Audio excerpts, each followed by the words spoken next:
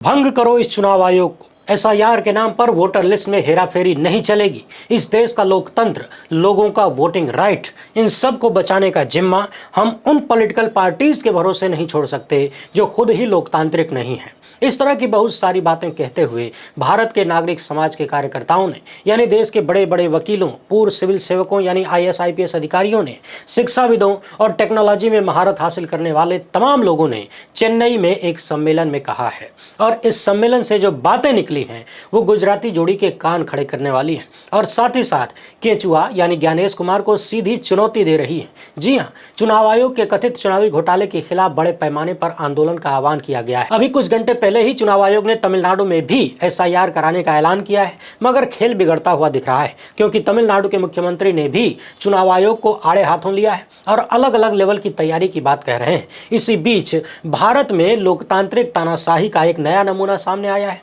एक महिला content creator को गिरफ्तार कर लिया गया। जानते हैं क्या है? क्योंकि महिला ने हमारे विश्वगुरु की आलोचना कर दिया। कौन है वो महिला क्रिएटर, वो भी देखेंगे। साथ ही बात करेंगे द हिंदू की उस रिपोर्ट की जिसने मोदी और नीतीश के बनाए हुए बिहार के विकास का ब्लड टेस्ट कर दिया है। और यकीन मानिए, जो रिपोर्ट आई है वो हर एक बिहारी को भाजपा जेडीयू गठबंधन यानी एनडीए के खिलाफ जाने के लिए मजबूर करेगा, बशर्ते केंचुआ जाने दे तो। वीडियो के सभी मुद्दे बेहद महत्वपूर्ण हैं, एकदम तगड़ी वाली चर्चा करेंगे, इसलिए आखिर तक देखिएगा। पहली बार है तो चैनल को सब्सक्राइब करके घंटी बजा दीजिए टन से। हर एक वीडियो को लाइक और शेयर करना आपकी जिम्मेदारी है। इसके अलावा आपको पता है कि हम किसी धन्ना सेठ या राजनीतिक दल के दम पर नहीं चलते, तभी खुलकर आपके मुद्दों पर बात हो पाती है। हमारा काम पसंद आता हो तो इस QR कोड या फिर मोबाइल नंबर का प्रयोग करते हुए जो भी हो सके आर्थिक सहयोग भेजने का प्रयास जरूर करें। बहुत बहुत धन्यवाद। चुनाव आयोग ने 27 तारीख को देश के 12 राज्यों में एसआईआर कराने का ऐलान कर दिया है और बिहार के एसआईआर को लेकर ढेर सारे सवाल अभी भी अनुत्तरित हैं, मगर फिर भी पूरी बेशर्मी दिखाते हुए केंचुआ ने कह दिया कि हमने सब कुछ एकदम अच्छे तरीके से कर लिया है, कहीं कोई दिक्कत नहीं है, कोई सवाल नहीं है। बिहार का एसआईआर एकदम सफल रहा है। हालांकि आप सबको पता है, अमृतकाल का केंचुआ, गुजराती जोड़ी का कथित आदमी, पाला हुआ आदमी यही कर सकता है। मगर एक महत्वपूर्ण सवाल यह है कि बिहार के चुनाव को चेक करने के लिए यानी पर्यवेक्षक के रूप में गुजरात से 10 आईएएस अधिकारियों को क्यों लाया गया है? क्या उनमें कुछ खास बात है? और गुजरात से अगर 10 आईएएस अधिकारी बिहार के लिए लाए गए हैं तो देश के अन्य राज्यों से कितने लाए गए? आखिर बिहार और गुजरात के बीच में बहुत सारे राज्य आते हैं और बिहार से सटे हुए भी कई सारे राज्य हैं, अपना उत्तर प्रदेश भी है। अलग अलग राज्यों से कितने आईएएस अधिकारी बिहार चुनाव पर्यवेक्षक के रूप में लाए गए और इकट्ठे 10 अधिकारी गुजरात से काहे लाए गए? क्या गुजराती जोड़ी का कोई विशेष टारगेट है जो ये लोग पूरा करेंगे? क्या चुनाव आयोग इस बारे में कोई जवाब देगा? बाकी कहानी तो आप लोग समझिए गए होंगे। ये रिपोर्ट बता रही है कि गुजरात कैडर के 10 आईएएस अधिकारियों ने बिहार के लिए अपना सामान पैक कर लिया है। छुट्टी मनाने के लिए नहीं, बल्कि ड्यूटी पर, चुनावी ड्यूटी पर। चुनाव आयोग ने इन्हें पर्यवेक्षक बनाया है, बाकी यहाँ का कार्य दूसरे अधिकारियों को सौंप दिया गया है। ध्यान देने वाली बात यह है कि बिहार में हाल ही में जब कैबिनेट फेरबदल हुआ तो इसी बीच एकदम गुपचुप तरीके से बहुत सारे अधिकारियों को यहां से वहां कर दिया गया, किसी को पता भी नहीं चला।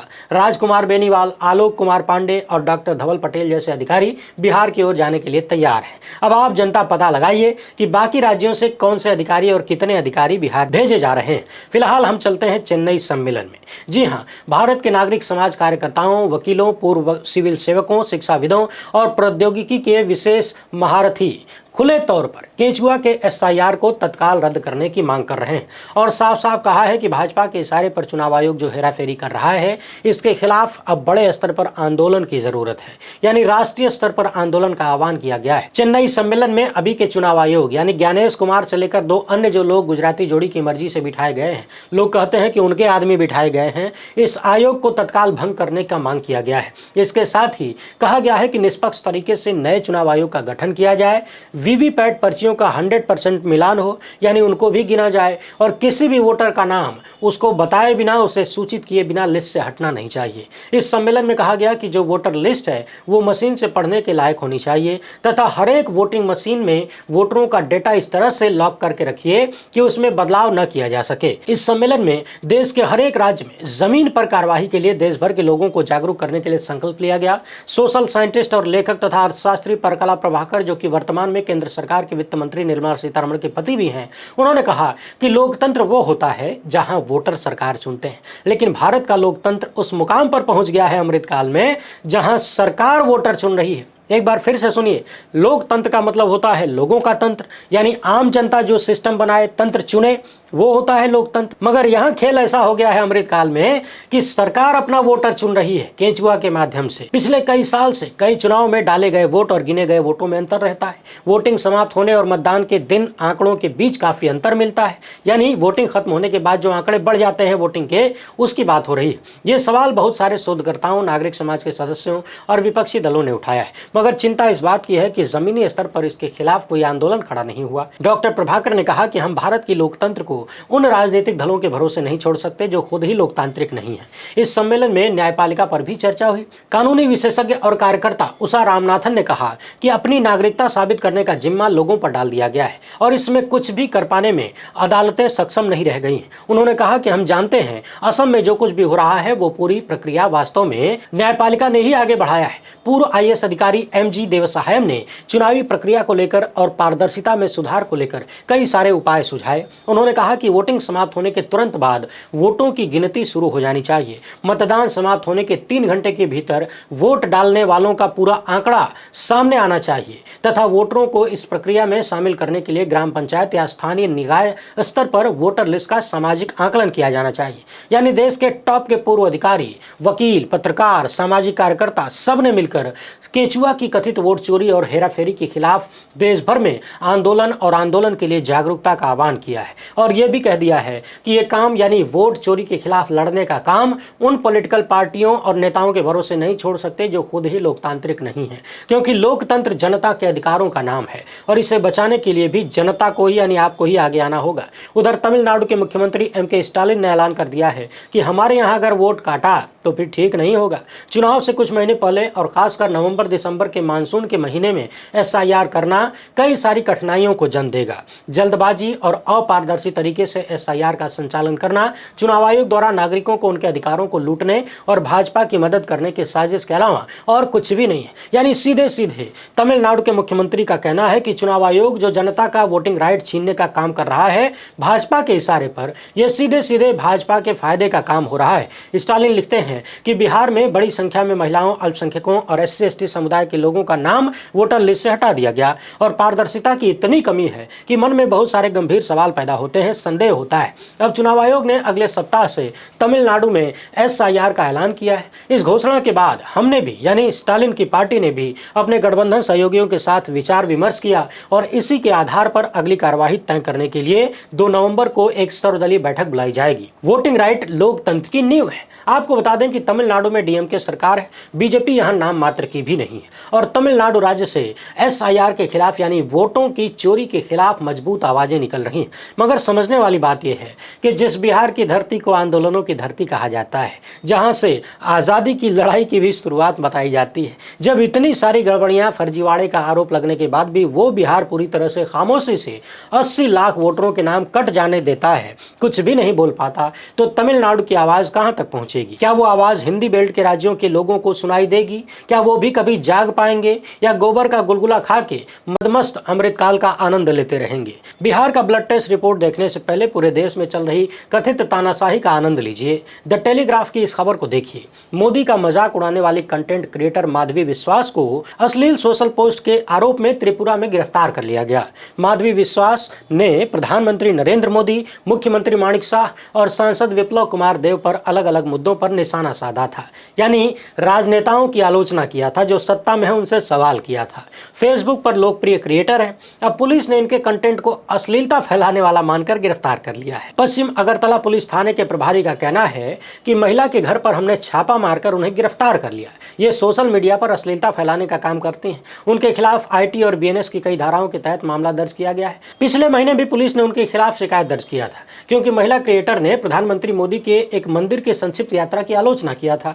यानी दुनिया के सबसे बड़े लोकतंत्र यानी लोकतंत्र की अम्मा यानी लोकतंत्र की महतारी में किसी मंदिर में प्रधानमंत्री थोड़ी देर के लिए दर्शन करने जाते हैं, उस घटना की कोई महिला अगर आलोचना कर दे तो पुलिस उसे उठा ले जाती है। अब इस मामले में नागरिक अधिकारों के लिए लड़ने वाले गैर सरकारी संगठन त्रिपुरा मानवाधिकार संगठन ने इस गिरफ्तारी की निंदा किया है। वरिष्ठ अधिवक्ता पुरुषोत्तम राय बर्मन ने कहा कि पिछले कुछ दिनों से पुलिस महिला क्रिएटर पर सोशल मीडिया पर सरकार की आलोचना बंद करने का दबाव बना रही थी, लेकिन वो आलोचना करती रही, इसलिए उन्हें गिरफ्तार कर लिया गया। यानी सोचिए, उत्तर प्रदेश हो चाहे नॉर्थ ईस्ट का त्रिपुरा, देश का कोई भी कोना अमृत काल से बचा हुआ नहीं है। हर जगह अमृत छिड़क दिया गया है। यदि आप सत्ता से सवाल करेंगे, विश्वगुरु की आलोचना करेंगे, तो आपको एफआईआर से लेकर जेल तक का सामना करना पड़ेगा, चाहे उत्तर प्रदेश की नेहा सिंह राठौर हो या अगरतला की माधवी विश्वास। हमें पूरा विश्वास है कि सरकार की आलोचना करने वाला कोई नहीं बचेगा। इसीलिए शायद एक बड़े वाले विश्वास ने रामकथा का रास्ता अपना लिया।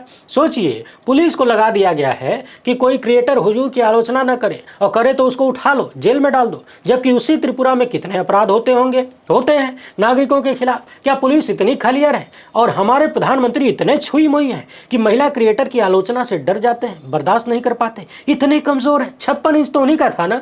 फिर लोकतंत्र के प्रधानमंत्री काहे बन गए अगर इतने कमजोर हैं तो? शायद इसीलिए अब लोकतंत्र के नाम पर तानाशाही थोपी जा रही है। खुद ही कहते हैं कि लोकतंत्र में आलोचना जरूरी है, और कोई आलोचना कर दे तो गिरफ्तार करवा लिया जाता है। क्या गजब का सिस्टम चल रहा है। अब जरा बिहार की रिपोर्ट देख लीजिए। द हिंदू ने जो आंकड़े सामने रखे हैं, सच में वो आंकड़े आपको सिर पीटने पर मजबूर कर सकते हैं। जिस बिहार ने इस देश को डॉक्टर राजेंद्र प्रसाद जैसा राष्ट्रपति दिया, जयप्रकाश नारायण जैसा क्रांतिकारी और जगजीवन राम जैसा नेता दिया, आज वही बिहार 2025 में भी देश के सबसे पिछड़े राज्यों में गिना जा रहा है। जिस बिहार को आंदोलनों की धरती कहा जाता है, वो बिहार इतना पिछड़ गया है कि कल्पना से परे है। और ये कोई भावनात्मक बात नहीं, बल्कि ठोस आंकड़े कहते हैं। नीति आयोग, राष्ट्रीय स्वास्थ्य सर्वे, रिजर्व बैंक और सांख्यिकी मंत्रालय, सबके आंकड़ों में बिहार आखिरी पायदान पर है, यानी नीचे से फर्स्ट आता है ज्यादातर में। चुनाव से पहले तमाम नेता बड़े बड़े वादे कर रहे हैं, लेकिन सवाल है कब तक बिहार को सिर्फ चुनावी मंच का विषय बनाया जाएगा? आखिर बिहार विकास की प्रयोगशाला कभी बन पाएगा या नहीं?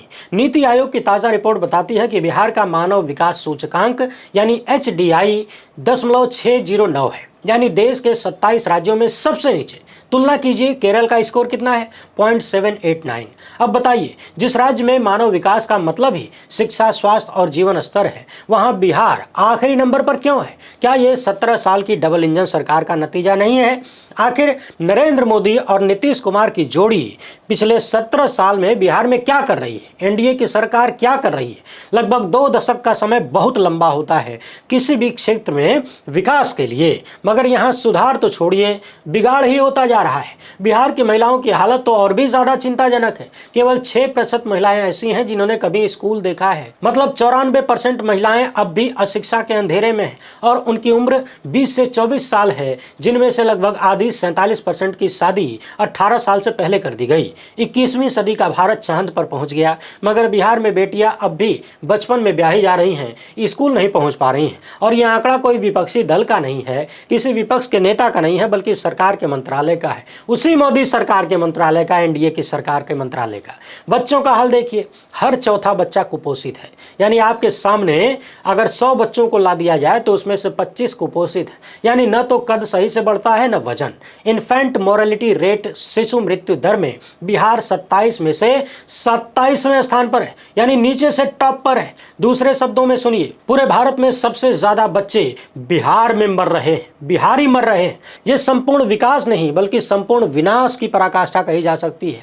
अब बात यदि शिक्षा की कर लें तो नेट एनरोलमेंट रेट यानी स्कूल में बच्चों का दाखिला बिहार में 29वें स्थान पर है। ड्रॉप आउट रेट यानी बीच में स्कूल छोड़ने वाले बच्चे 28वें स्थान पर बिहार आता है। सोचिए, हमारे हुजूर कहते हैं कि नया भारत शिक्षा पर चलेगा, और नीतीश जी कहते हैं कि पढ़ेगा बिहार तो बढ़ेगा बिहार। लेकिन हकीकत यह है कि बिहार के 10 में से 4 बच्चे बीच में पढ़ाई छोड़ देते हैं, और हमारे हुजूर बिहार में जाके कहते हैं कि रील बनाओ, पैसा कमाओ।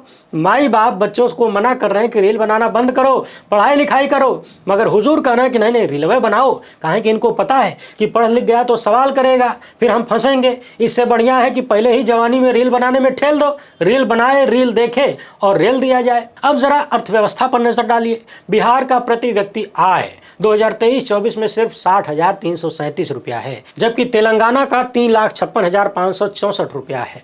यानी बिहार के आदमी की साल भर की आमदनी तेलंगाना वाले के 2 महीने की कमाई के बराबर भी नहीं है। ये फर्क 7 गुना का है। सत्ता की नीयत का आईना है। देखिए, सेवा और निर्माण क्षेत्र की बात करें तो बिहार में सेवा क्षेत्र का हिस्सा सिर्फ 23वां है, 23वें स्थान पर है। उद्योग का 20वां स्थान है। कहने को औद्योगिक नीति है, निवेश सम्मेलन खूब होते हैं, फोटोबाजी खूब होती है, अखबारबाजी भी होती है, लेकिन हकीकत यह है कि बिहार में आज भी युवाओं के पास न नौकरी है, न अवसर है। बिहार छोड़ छोड़ के दूसरे राज्यों में जाते हैं, रोजी रोटी के लिए, और फिर वापस आने और जाने की भी सुविधा नहीं मिलती है। अभी देखिए ट्रेनों में किस तरीके से भेड़ बकरी की तरह, जानवरों की तरह ठूस ठूस कर जा रहे हैं। यानी बिहार में नौकरी नहीं होने का कारण ही है कि हर तीसरा नौजवान, हर तीसरा बिहारी दिल्ली, पंजाब, मुंबई, तमिलनाडु में मजदूरी करने पर मजबूर है। बिहारी अब पहचान नहीं, मजबूरी का प्रतीक बनता जा रहा है। महिलाओं की लेबर पार्टिसिपेशन रेट यानी कामकाज में हिस्सा देखें तो पूरे देश में सबसे नीचे 29 में 29वां स्थान। और फिर सत्ता कहती है कि महिलाओं को सशक्त बना दिया, 10-10 हजार अकाउंट में ठेल देने से महिलाएं सशक्त बन जाएंगी। सशक्तिकरण केवल भाषणों से नहीं होता, उसके लिए काम करना पड़ता है। एक हाथ से पैसा दे के दूसरे हाथ से छीन लेने से नहीं होता है, उसके लिए नीति बनानी पड़ती है और नीति में नियति होनी चाहिए। अब जरा पर्यावरण की स्थिति देखिए। बिहार का वन क्षेत्र सिर्फ 0.61% है, जबकि झारखंड का 30%। बिजली की खपत 44 यूनिट प्रति व्यक्ति है। सोचिए, जिस राज्य में लोग अब भी लालटेन और जनरेटर से काम चला रहे हैं, वहां विकास का ढिंढोरा कितना खोखला लगता है। अब ये सारी तस्वीरें किसी विपक्ष की बनाई हुई नहीं है, ये भारत सरकार के आंकड़ों से निकली सच्चाई है। तो सवाल उठता है कि जब प्रधानमंत्री ने डबल इंजन का नारा दिया था, तब जनता ने विकास की उम्मीद से वोट दिया, लेकिन आज लगता है कि एक इंजन दिल्ली में भाषण देता है और दूसरा पटना में भाषण आता है, और दोनों मिलकर बिहार को विकास की पटरी से बहुत दूर ले जा चुके हैं।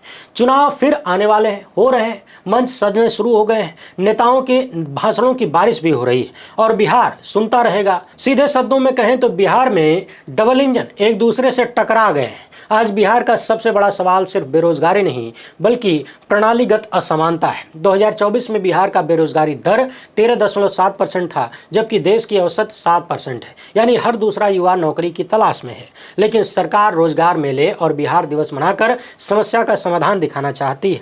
अब याद कीजिए 2005 में नीतीश कुमार आए थे, सुशासन बाबू के नाम से प्रचार करवाया। तब कहा गया था कि बदलाव आएगा, सड़कें बनेंगी, शिक्षा सुधरेगी, स्वास्थ्य व्यवस्था मजबूत होगी, कानून व्यवस्था दुरुस्त होगी। शुरुआती वर्षों में कुछ काम हुए, सड़कों और कानून व्यवस्था में थोड़ी बहुत सुधार देखने को मिली, लेकिन धीरे धीरे वही सत्ता, वही गठजोड़, वही घिसे पिटे वादे, और बिहार फिर उसी जगह पर पहुंच गया जहां से चला था। और ऊपर से केंद्र में प्रधानमंत्री मोदी की सरकार ने बिहार के विकास को चुनावी स्लोगन बना दिया। हर बार कहा गया डबल इंजन से बिहार उड़ान भरेगा, लेकिन सच ये है कि बिहार आज भी देश की आर्थिक उड़ान के रनवे पर खड़ा है। उड़ानें नहीं भर पा रहा है, कोई धक्का नहीं मार पा रहा है।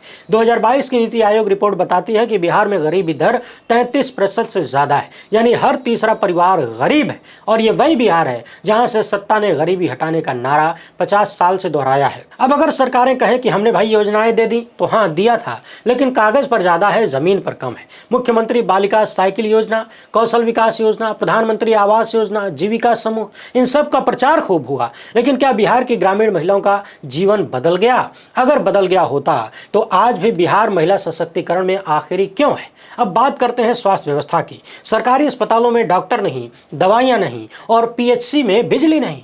NFHS 5 रिपोर्ट बताती है कि बिहार में 40% से ज्यादा महिलाएं एनीमिया की शिकार हैं और हर तीसरा बच्चा कुपोषित है। अगर यही आत्मनिर्भर बिहार है तो सोचिए निर्भर कौन है और आत्म कौन है, जनता या सत्ता? नीतीश कुमार का राजनीतिक सफर भी एक मिसाल है। गठबंधन से गठबंधन तक और नारा बदलते बदलते जनता का भरोसा खो देने तक। एक समय था जब उन्होंने भाजपा छोड़ी थी सांप्रदायिकता के नाम पर, फिर उसी भाजपा के साथ लौट आए। कभी गठबंधन में थे, कभी एनडीए में, यानी सिद्धांत पीछे छूट गया, सत्ता आगे बढ़ती रही और इस खेल में जनता बस दर्शक बनकर रह गई है। दूसरी ओर हमारे विश्वगुरु की सरकार बिहार को सिर्फ वोट बैंक की तरह और अपनी कुर्सी की बैसाखी की तरह प्रयोग कर रहे हैं। बिहार का रेल, बिजली, सड़क सबका श्रेय केंद्र लेता है और असफलता राज्य पर ठेल दिया जाता है। सवाल यह है कि अगर डबल इंजन है तो जिम्मेदारी भी डबल क्यों नहीं होती?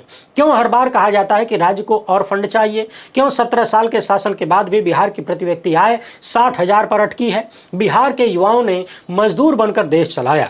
दिल्ली के मेट्रो से लेकर मुंबई के मॉल तक हर जगह बिहारी हैं, पर बिहार में उनके लिए रोजगार नहीं है, उनके लिए कुछ नहीं है। केंद्र सरकार कहती है स्टार्टअप इंडिया, राज्य सरकार कहती है बिहार उद्योग नीति, लेकिन बिहार का उद्योग सिर्फ राजनीति उद्योग बनकर रह गया है। और अब जब चुनावी मौसम आ गया है तो फिर से वही वादों की रेल चल पड़ी है। हर घर बिजली, हर हाथ को काम, हर खेत को पानी, लेकिन हर वादा, हर बार का वादा, हर बार धोखा निकलता है। बिहार के लोगों को अब तय करना होगा कि उन्हें इंजन चाहिए या दिशा भी चाहिए। चाहिए, क्योंकि इंजन तो हर 5 साल में बदल जाता है लेकिन दिशा वही पुरानी रहती है। हालांकि बिहार में पिछले 2 दशक से इंजन बदला नहीं है, कभी कभी को ड्राइवर बदल जाता है लेकिन इंजन और मेन ड्राइवर एक है। गरीबी, बेरोजगारी और पलायन की व्यवस्था चली आ रही है। आज बिहार का असली मुद्दा जाति नहीं, रोजगार है। मंदिर नहीं, मेडिकल कॉलेज है। नारा नहीं, नियत है। और जब तक जनता सवाल नहीं पूछेगी तब तक हर सत्ता कुर्सी का आनंद लेकर बिहारियों को जूता मार के किनारे होती रहेगी। वैसे आप इस मामले पर क्या सोचते हैं? बिहार की ये जो ब्लड टेस्ट रिपोर्ट है, इसमें आप क्या देख पा रहे हैं? अपना जवाब कमेंट बॉक्स में जरूर लिखें। पहली बार है तो चैनल को सब्सक्राइब कर लीजिए। हमसे जुड़ने के लिए बहुत बहुत धन्यवाद। जय हिंद।